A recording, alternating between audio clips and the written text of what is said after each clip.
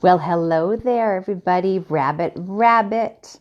Starting to see a few holiday lights in my house. Are you guys starting to think in a holiday way? I know my friends who are celebrating Hanukkah are already in it.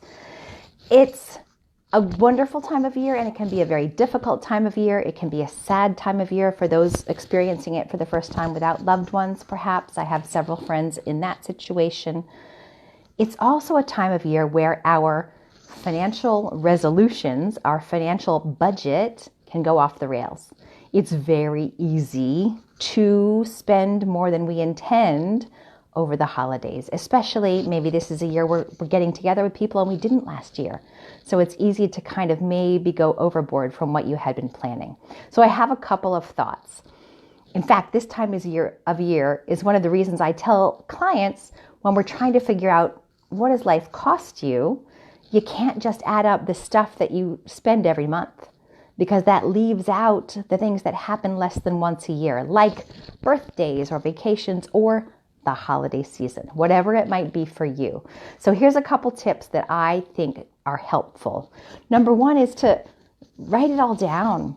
Write down everything you spend on the holidays, whether it's gifts or events or decorations, maybe your extra electric bill from all the lights at your house, like my friend at work who just showed me his house. It looks like a Clark W. Griswold house for sure. So write it all down, write all that extra stuff down. They say that which is measured changes. So sometimes even the fact of writing it down might have you think twice. Number two, prioritize the things that you value, the things that are really important to you and your family, and cut the things that aren't important, right? Maybe decorations is not important to you, but having the absolute best food is important.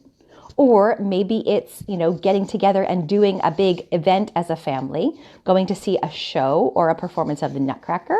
Maybe that's what's important. And the gifts are less important. Whatever it is, spend some time thinking about what is important to you and where you can maybe go. And number three is actually kind of in line with that, right? Question your assumptions. These traditions, these things that we always do just because we always do them, or maybe because we think everybody else expects it from us.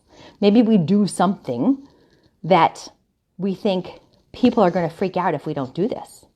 It's time to question that, right? I think maybe that's one of the gifts of this time that we've been through, is that we can go back and ask the questions. Does anybody really care if we have this crazy old, food that we've had every time? What if we change it up this year? Would anybody miss it if we didn't do, 2 trees instead of just one, or whatever it might be? Question all those assumptions. It's a good time to get back together, either yourself for some self-reflection or with your loved ones, and decide what things are most important with you. And then really spend your time and energy, your resources on those things. Create wonderful memories. I wish you a wonderful month. Lots of financial good luck. Happy holidays.